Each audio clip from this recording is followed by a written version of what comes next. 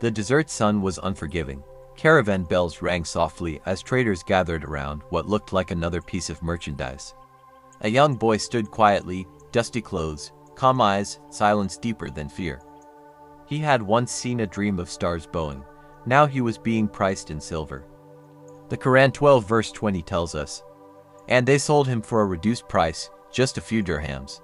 A few coins, not because he lacked value, but because they lacked vision."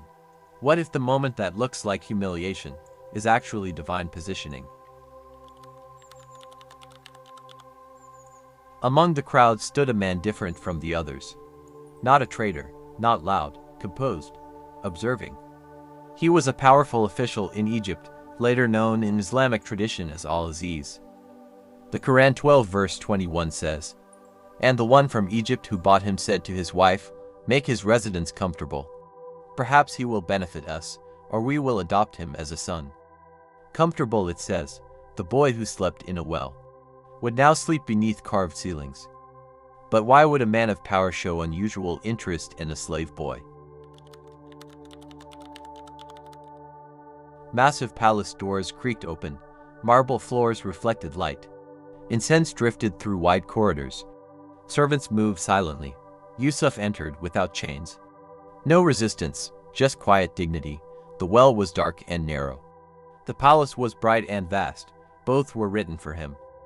Sometimes Allah moves you from darkness to luxury, not as a reward, but as preparation. Days passed. Yusuf observed everything. How servants spoke, how authority functioned, how decisions shaped nations. The boy who was betrayed was now watching governance. And the Quran says nothing dramatic here, just quiet growth. Could it be that every silent season in your life is a classroom? Time did not break him, it refined him. The Quran 12 verse 22 tells us, "And when Yusuf reached maturity, we gave him wisdom and knowledge." Not wealth, not status, wisdom. In a foreign land, without family, without validation. What if isolation is where destiny sharpens you? He was no longer just a servant. He was trusted, respected, given responsibility. And inside those walls, someone was watching him differently. Not yet scandal, just attention. The palace was becoming more than a home. It was becoming a test. Because not every test comes through pain, some come through comfort. Quran 12 verse 21 Allah says, "Thus we established Yusuf in the land."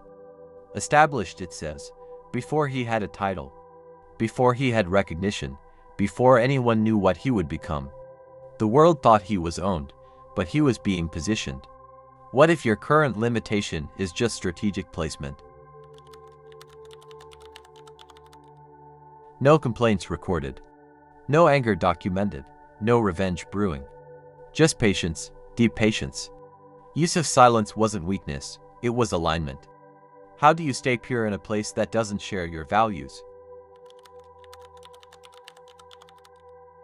The years shaped him, his presence changed the atmosphere. Servants trusted him, the master relied on him. But admiration can quietly turn into desire. The air was shifting. The next test would not attack his body, it would test his soul.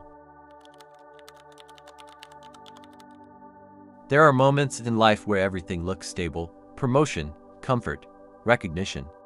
But destiny is about to pivot. The palace that raised him would soon confine him, and he didn't know yet. Would you still trust the plan if comfort turns into accusation? Nothing in Yusuf's journey was random. The well taught him resilience. The palace taught him governance.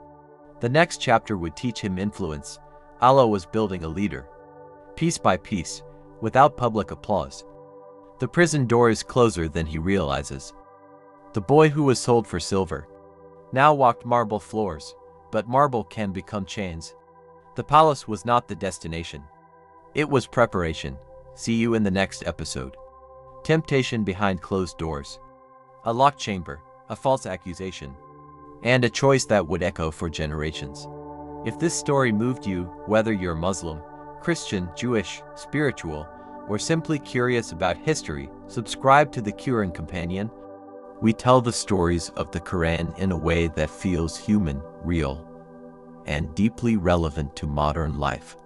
Comment below, what part of Yusuf's journey speaks to you right now, the betrayal, the well, or the palace, and share this with someone going through a silent season. The next episode, the temptation, watch now. This is the Quran Companion. Ma salam.